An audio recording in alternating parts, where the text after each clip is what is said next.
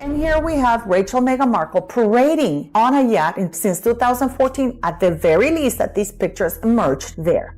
Since you like that, here's another. Look, I'm going to be real with you. When Colin Jost stood on that SNL stage and made that joke about Meghan Markle, I knew something big was about to happen. Harry, who's that standing next to the Queen? Is that a servant? That's what Harry wrote in his book Spare. How stupid is this man that he actually believes it? Or is it that he wanted to believe it? But I did not expect the internet to absolutely explode the way it did.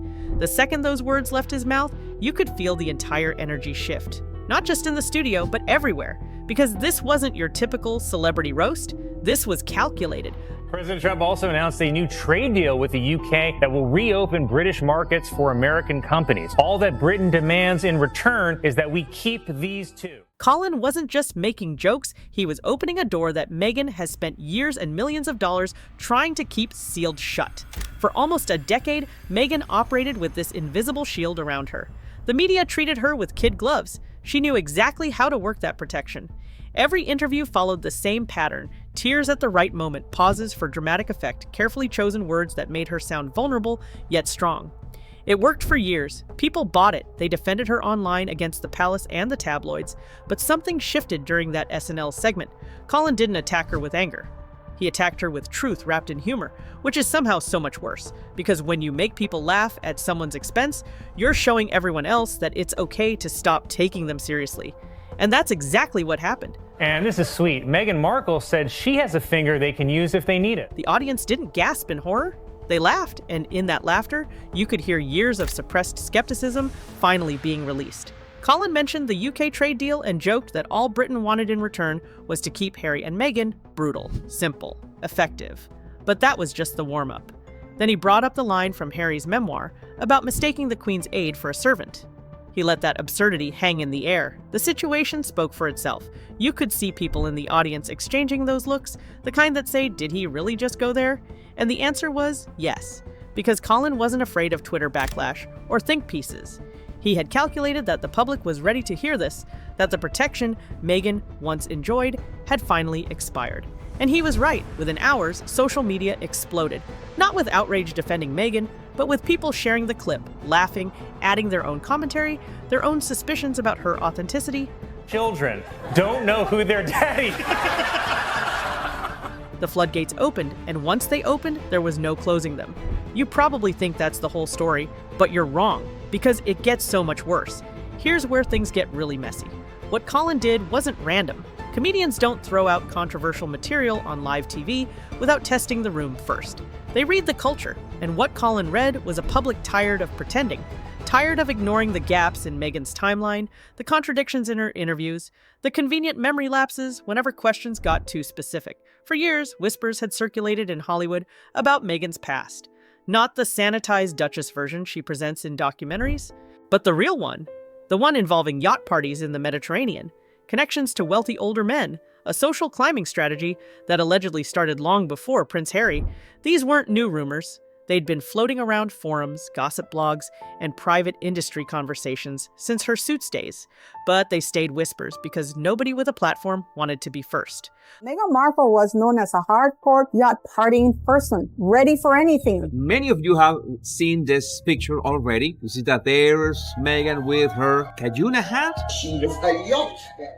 Yeah, everyone wants to see. The risk was too high until Colin made that joke. Suddenly, those whispers became mainstream conversation. People started connecting dots publicly. They pulled up old blind items hinting at Meghan's alleged involvement in elite social circles operating far outside normal Hollywood networking. One rumor kept resurfacing, the one about yachts in Thailand back in 2002.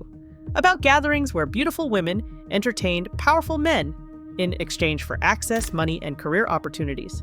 About a specific yacht that allegedly hosted questionable company, and about a woman who looked suspiciously like Meghan being photographed there. Nobody could produce definitive proof.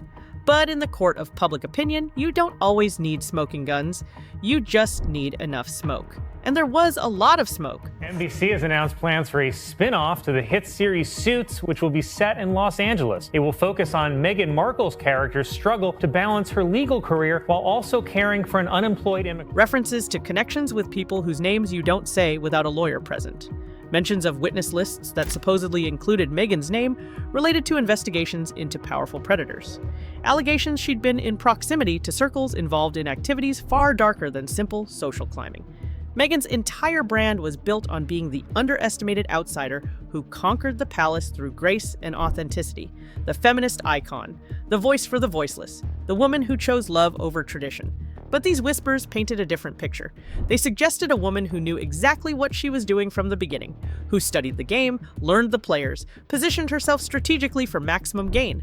A woman whose tears and trauma narratives might be less about genuine pain and more about calculated PR moves.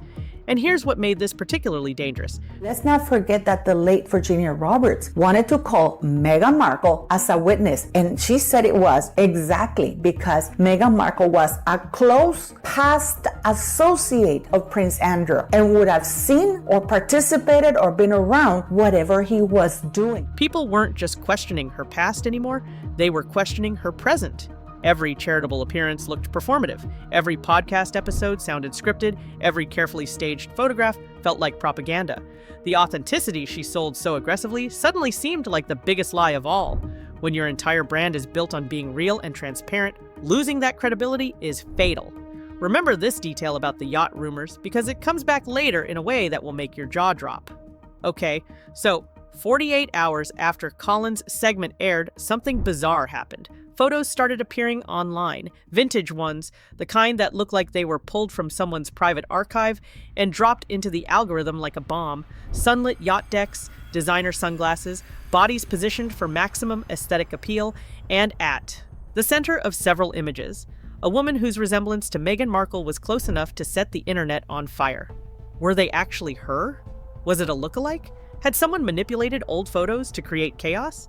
Nobody knew for sure. And that's what made it so dangerous. Because in the age of social media, truth matters less than plausibility. And these photos were extremely plausible. They matched the timeline people had been whispering about. They fit the narrative of elite yacht parties and wealthy benefactors. They aligned with the blind items that had circulated for years. Virginia Giuffre did know Meghan Markle and knew her very well because Virginia Roberts was a lot around Epstein. Why is Meghan Markle still being protected? Andrew's ready to leak the entire thing along with Sarah Ferguson because Fergie allegedly reached out to Meghan Markle for help now that they've lost the titles. But Meghan Markle, being the narcissist psycho that she is, that she discards people, she discards relationships, she doesn't understand the principle that you should never burn bridges. Whether they were authentic became almost irrelevant. The damage was in the possibility. Within hours, Reddit became a forensic laboratory. Threads appeared analyzing every detail. Jewelry comparisons, facial structure breakdowns, background investigations into yacht registrations. People were matching wrist sizes, comparing moles, examining sunlight angles to determine locations. One user created a detailed side-by-side comparison chart with the dedication of a homicide detective. TikTok exploded with theory videos. YouTube commentators pumped out 20-minute breakdowns connecting these alleged yacht photos to Hollywood parties, to specific powerful men, to timelines that intersected with Meghan's early career. Traditional media stayed conspicuously silent, not necessarily protecting Meghan, but because anything involving yachts, powerful men, and unnamed socialites sends legal teams into panic mode. But online creators don't have legal teams. They have audiences. And audiences reward boldness. So the investigation continued without oversight, without fact-checkers, without anyone pumping the brakes. Then someone dropped the nuclear option. And we also have this. This is Karina Shuliak, Epstein's girlfriend. And the only times she traveled and went anywhere was with him. And guess who's on the other end with her Panama hat? Old quotes from Virginia Roberts resurfaced. The ones suggesting Meghan could potentially serve as a witness because of her alleged proximity to certain circles. Circles connected to Jeffrey Epstein. Circles that operated in the same Mediterranean scene where these yacht photos allegedly originated. Now look, proximity doesn't equal participation. Being photographed near problematic people doesn't make you guilty of their crimes. But perception isn't about legal standards. It's about associations. And suddenly, Meghan's name was being mentioned in the same conversations as people whose reputations were permanently destroyed. Her PR team went completely silent. No statements, no denials, no carefully worded responses, just radio silence. And that silence spoke volumes, because when you've spent years controlling every aspect of your narrative, sudden silence doesn't read as strategic. It reads as panic. It looks like someone who doesn't know how to respond because any response might make things worse. The internet interpreted that silence as confirmation. Not legal confirmation, but emotional confirmation.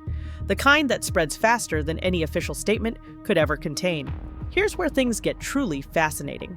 And here we have Andrew, with whom looks like Marcus Anderson. This is in 2001, when Meghan Markle would have allegedly been on third year. Meghan Markle hardly spent any time at Northwestern University. From a branding perspective, Meghan had spent years building what marketing experts call a premium personal brand.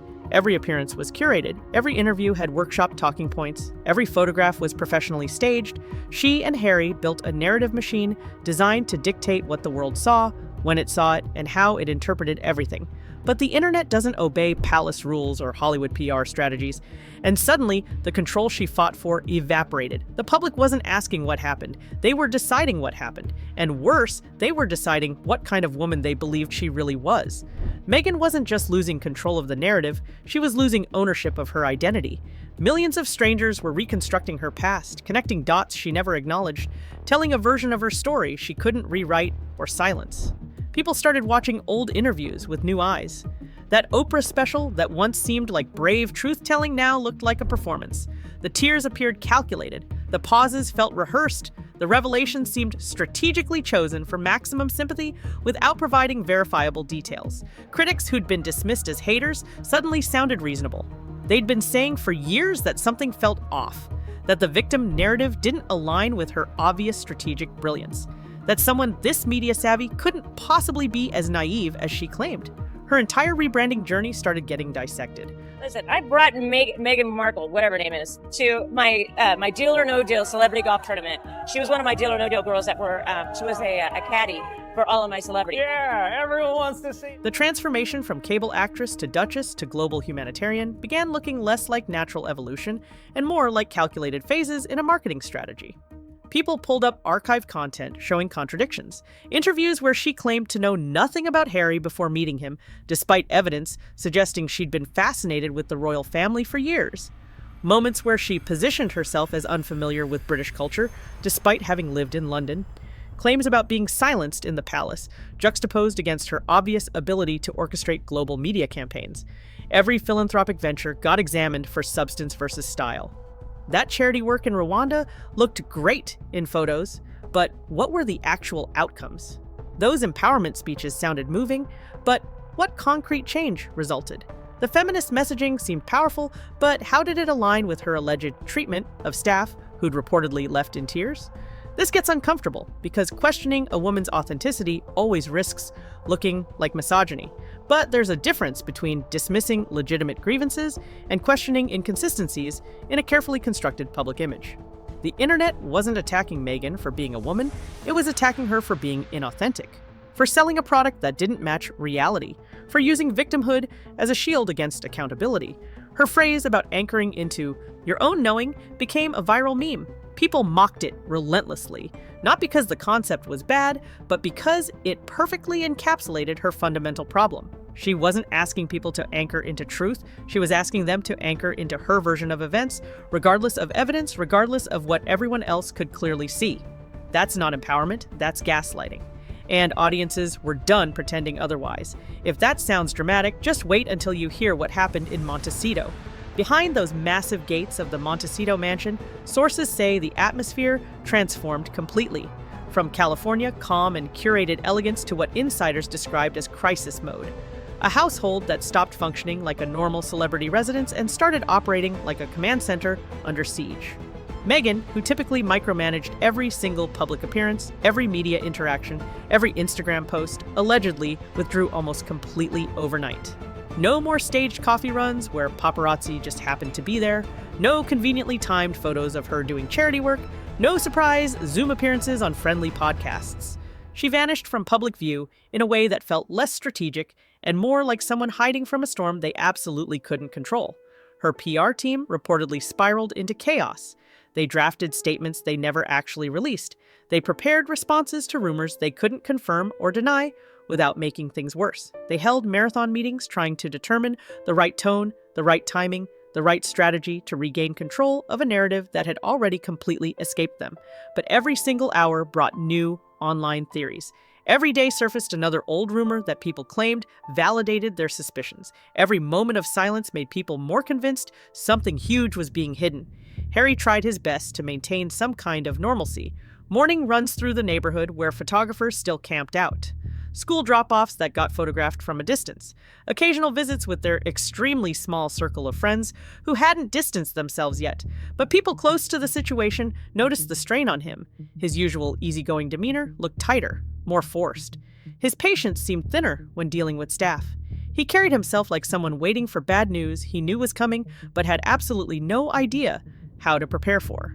Staff members grew increasingly nervous, according to sources. Assistants who normally handled chaos with professional detachment started exchanging worried looks in hallways. Publicists fought amongst themselves over whether speaking out would help or make everything catastrophically worse. Lawyers hovered around like storm clouds waiting to strike. Someone allegedly said the line that became the mansion's unofficial truth. They thought silence was strength. Now it's starting to look like surrender, because that's exactly what was happening in real time. Every day without a response felt like losing more and more ground, but every potential response carried risks they couldn't calculate or control. Deny the yacht rumors directly? That draws even more attention to them and gives them legitimacy. Address the witness list speculation head-on? That associates her name with investigations she desperately wants distance from. Release a statement about privacy? People would mock it relentlessly given her history of orchestrating media coverage when it suited her purposes. This was the absolute nightmare scenario for someone who built their entire career on narrative control. Meghan had always been 3 steps ahead of everyone. She knew which stories to leak, which interviews to grant, which moments to stage for maximum impact and sympathy. She'd outmaneuvered British tabloids, royal protocols, and media cycles that destroyed other people. But you can't outmaneuver a decentralized internet investigation. There's no PR strategy for millions of anonymous people conducting independent research and sharing findings in real time across thousands of platforms. There's no way to suppress information when it's being distributed simultaneously. And there's absolutely no way to regain credibility once people decide you've been lying to them from the beginning. The mansion that once represented their escape from suffocating royal constraints now felt like a prison. Every window felt exposed, every silence felt damning. Every day that passed without the story dying down felt like confirmation that this wasn't going away. And the worst part? This was just the beginning. Just as Meghan's digital crisis reached absolute peak chaos, something completely unexpected happened across the Atlantic. Whispers started leaking from London about unusual royal movements, not scheduled appearances or public engagements that get announced in advance, something quieter and way more concerning. Sources suggested a senior royal had boarded a flight under circumstances that raised serious eyebrows among palace watchers and royal correspondents. The details were deliberately vague, but the timing was absolutely impossible to ignore. This wasn't routine protocol. This felt like preparation for something significant. Speculation ran absolutely wild. Some observers connected it to Prince Andrew and ongoing attempts to distance the royal family from his extremely controversial past and the Epstein connections. Others pointed to sealed documents and investigations that had supposedly been quietly managed behind palace doors for years. A few sharp observers noted the timing coincided almost perfectly with Meghan's online crisis, suggesting perhaps the palace was finally ready to stop protecting certain narratives that had been carefully maintained to avoid scandal. The most unsettling rumors suggested resurfacing records that had been buried, old witness lists being reviewed by legal teams, names that had been shielded from press scrutiny for years potentially being reconsidered, and according to several online discussions that trended briefly before being mysteriously suppressed, Meghan's name was allegedly hovering dangerously close to conversations she had prayed would never reopen publicly. Now look, here's where things get legally complicated, and we need to be careful. Nobody was making direct accusations in official channels. No official statements were released by the palace. But the whispers themselves carried enormous weight because of where they were coming from. These weren't random internet conspiracy theorists with no sources. These were royal correspondents with decades of experience, industry insiders with connections to palace operations, people who don't speak unless they know something real is happening. And when those people start whispering about witness lists and sealed documents, it creates a very different kind of pressure than social media mockery ever could. Meghan could survive jokes from Colin Jost. She could survive unflattering photographs going viral. She could even survive internet investigations into her past, digging up uncomfortable questions. But she couldn't survive the palace, turning its massive institutional resources toward questions about her connections to people and situations she'd spent years desperately trying to distance herself from. That's a completely different level of threat. Behind the scenes, according to multiple sources, lawyers started making quiet inquiries, not aggressive investigations that would leak to press, but careful, strategic questions, the kind that signal something is being examined without announcing what or why. The kind that make PR teams extremely nervous because they don't know what's coming, when it might arrive, or how bad it could be. Meghan's legal team reportedly went into full defensive mode, not because charges were filed or public accusations made, but because the mere possibility of palace involvement changed absolutely everything about the situation. If the royal family decided to stop protecting certain stories, if they chose to let information surface that had been previously contained through legal pressure and palace influence, the consequences could be absolutely catastrophic. Not just for Meghan's reputation and public image, but for Harry's position in the family, for their commercial ventures with Netflix and Spotify, for their entire post-royal existence that depended on maintaining a certain level of credibility and sympathy. This wasn't about one bad news cycle that would blow over. This was about institutional power potentially being wielded against someone who had spent years positioning herself as its primary victim. The palace rarely moves quickly, but when it does move, it moves with purpose, resources, and information that can destroy people. And that's what made this moment so absolutely terrifying for Meghan. She wasn't just fighting public perception anymore. So here's where we are right now. What started as a comedy segment on SNL evolved into something nobody could have predicted, a complete dismantling of carefully constructed mythology.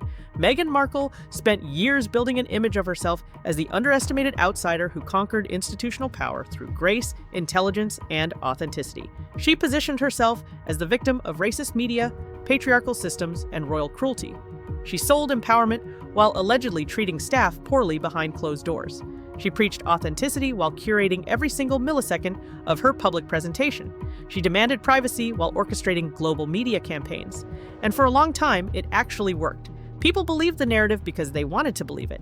But Colin Jost's jokes didn't just mock Meghan, they gave everyone permission to finally question the story she'd been selling. And once that permission was granted by someone with that platform, the entire structure collapsed like a house of cards. The long-term consequences are still unfolding as we speak, but the damage is already clearly visible. Her commercial ventures are struggling to gain traction. The Netflix content hasn't delivered the promised results or viewership. The Spotify deal ended in public embarrassment and leaked emails. The charitable foundation operates with minimal transparency and questionable measurable impact. Her attempt to rebrand as a lifestyle guru feels desperate rather than inspired. Every new project announcement is met with skepticism and mockery rather than excitement, because her fundamental product, herself, is no longer trusted by the public. People don't buy authenticity from someone they believe is performing authenticity. They don't follow empowerment advice from someone whose empowerment seems purely self-serving. They don't invest emotionally in someone they suspect has been manipulating them from the very beginning. Meghan's greatest strength, her ability to control narrative and manipulate perception, became her greatest weakness. Because when you build everything on a story, on a carefully crafted image, and that story falls apart under scrutiny, you have absolutely nothing left to stand on. The broader implications of this situation extend far beyond just one person's damaged reputation. This exposed how celebrity culture intersects with institutional power in fascinating ways, how social media democratizes information in ways traditional gatekeepers can't control anymore, and how carefully constructed public images can collapse almost instantaneously when audiences stop believing them. It showed that protection from criticism isn't permanent, no matter how powerful you think you are, that victim narratives have expiration dates, and that eventually people will demand consistency between what you say and what you actually do. For Meghan specifically, the nightmare isn't the jokes, or the rumors, or even the potential legal complications from palace involvement. It's the realization that she can't fix this. No amount of interviews, documentaries, or carefully staged photographs can restore trust once it's fundamentally broken. No PR strategy can rebuild credibility when the audience has decided you're fundamentally inauthentic. She wanted control over her narrative. She demanded privacy on her terms, she sought cultural relevance and influence.